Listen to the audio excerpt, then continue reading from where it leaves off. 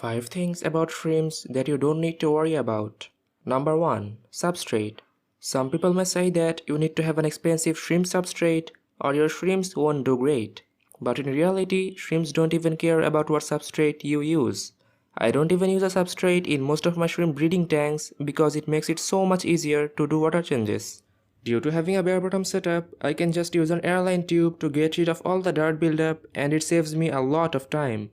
But there are a few exceptions, as some substrates are designed to make the water soft by lowering the hardness.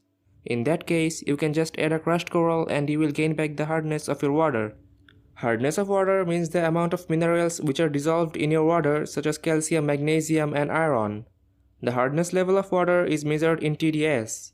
Having some hardness in the water of your shrimp tank is important, as shrimps need some minerals in order to molt properly. Now let's move on to number 2. Food.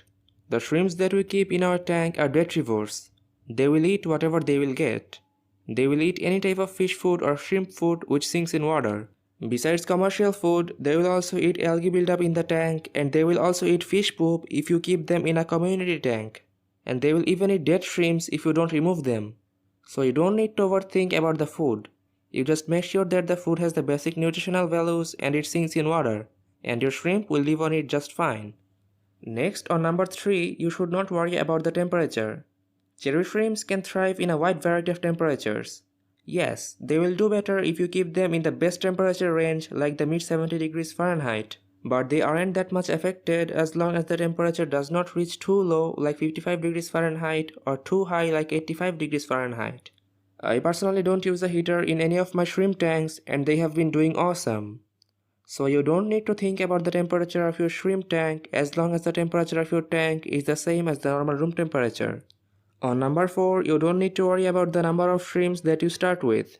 You can just buy 5 shrimps and put them in a 2-gallon tank and you won't get into any trouble. I myself started with just 2 shrimps in a 1-gallon tank. Yes, I agree that 2 shrimps is a bit too less.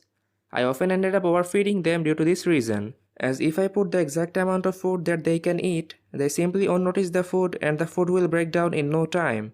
So I tend to feed them more than they can eat just so that they can at least notice the food and eat a portion from that.